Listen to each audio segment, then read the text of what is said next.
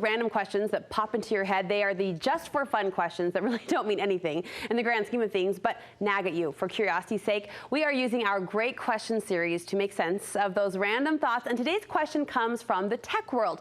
So here it is. Have you ever looked at a logo and wondered where that logo came from? With some brands it's more obvious, but that's the thought that popped into our heads when we were looking at the glowing Apple logo on the back of one of our producers' laptops.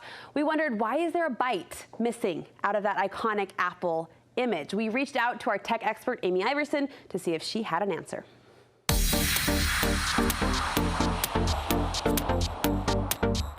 Okay, well, actually, the common lore that we hear is that it has something to do with a man named Alan Turing. You may have learned a little bit about him if you saw that movie Enigma a while ago.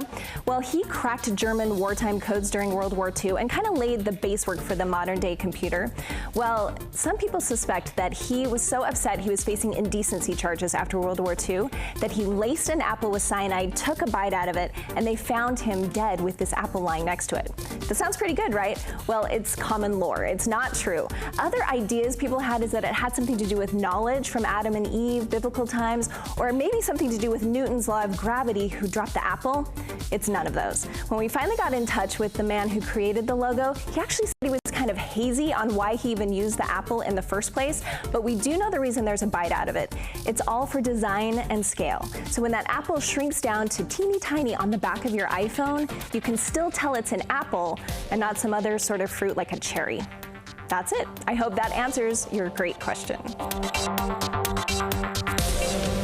Okay, see, there is method behind the madness. It would be a cherry if there wasn't a bite otherwise when scaled down to size. Amy, thank you so much.